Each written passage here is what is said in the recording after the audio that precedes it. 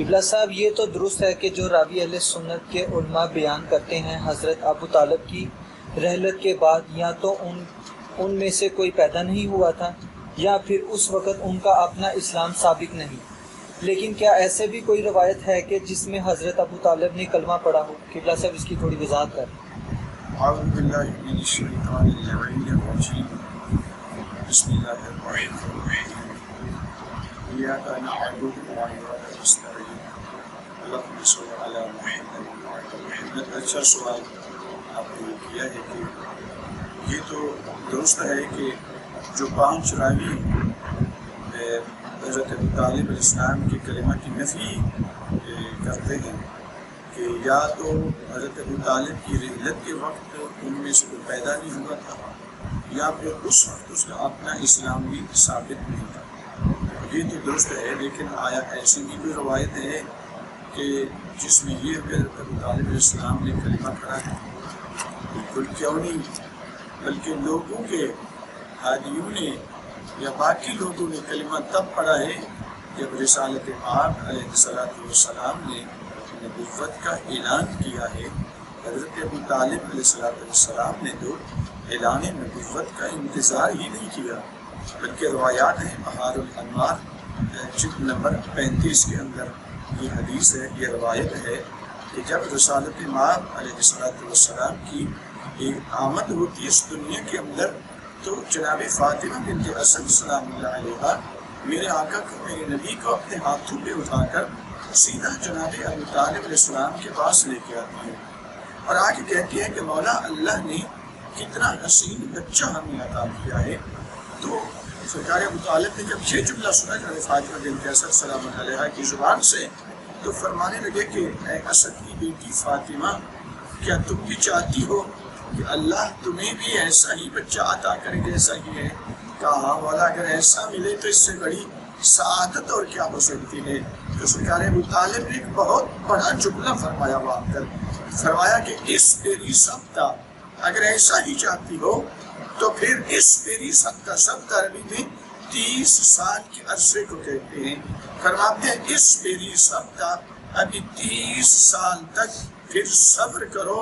عطی کے بے مثل ہی الا النبوہ، ٹھیک 30 سال کے عرصے کے بعد اللہ تجھے بھی ایسا ہی بیٹا عطا کرے گا جیسا یہ ہے، فرق صرف یہ ہے یہ نبی ہے وہ ولی ہوگا۔ تو رسالت پاک کی نبوت کا اقرار تو سرکار ابو طالب علیہ السلام نے مولا کی دنیا میں آمد پہ ہی کیا ہے، ولادت کے موقع پر کیا ہے سرکار ابو طالب علیہ السلام نے۔ اور بات اس سے بھی پڑھ کر خوبصورت ترین جملہ حدیث ہے، علامہ امینی نے کتاب جو لکھی حدیث غدیر کے اوپر، اس کا نام بھی الغدیر رکھا، 18 جلدیں ہیں اس کتاب کی، اور حدیث غدیر کے اوپر سب سے مفصل کتاب علامہ امینی نے اب تک لکھی ہے۔ اس الغدیر کی جلد نمبر 7 کے اندر یہ حدیث امام محمد باقر علیہ السلام سے منقول ہے کہ میرے 5ویں امام فرماتے ہیں کہ دنیا وہ ہے جو ہمارے دادا جان پہ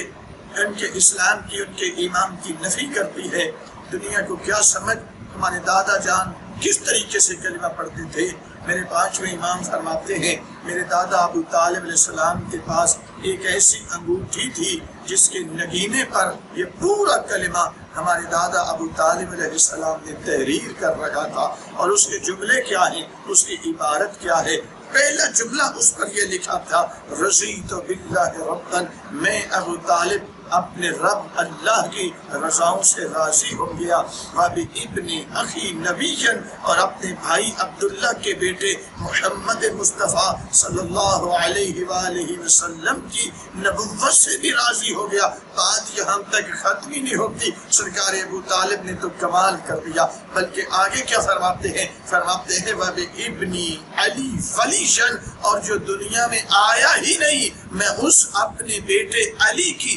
ولایت و امامت سے بھی راضی ہو گیا۔ سرکار ابو طالب علیہ السلام نے تو یہ علامہ امینی نے الغریر جلد نمبر 7 کے اندر اس حدیث کو نقل کیا ہے کہ سرکار ابو طالب کی انگوٹھی پر جو جملہ تھا، جو کلمہ لکھا ہوا تھا، اس کے الفاظ بھی تھے رضیت باللہ ربا وبابن ابی محمدن نبیا وبابن علی ولییا، میں اللہ کی رضاؤں سے راضی ہو گیا، مصطفیٰ کی نبوت سے راضی ہو گیا، اور میں اپنے بیٹے علی کی ولایت سے بھی راضی ہو گیا۔ سامعین گرامی، بہت بڑا فرق ہے، اور یہیں پہ سمجھ آتی ہے کیوں لوگ سرکار ابو طالب علیہ السلام کے ایمان اور کلمہ کی نفی کرتے ہیں۔ اس لیے کہ سرکار ابو طالب کی کلمہ میں صرف نبوت تک کلمہ نہیں ہے، ساتھ ولایت بھی نظر آتی ہے، اور بات صرف ایسی نہیں ہے بلکہ بہت بڑا فرق ہے۔ دنیا کے ہادی وہ ہیں جن کا کلمہ 23 سالوں میں مکمل ہوتا ہے، 13 سال مکہ کے اندر صرف لا الہ الا اللہ پڑھا،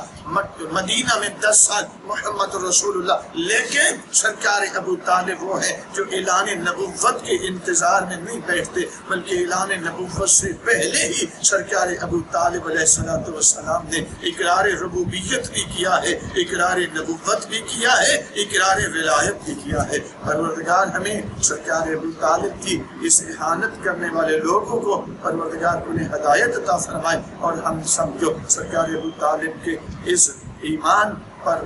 ایمان لانے کی توفیق عطا فرمائے۔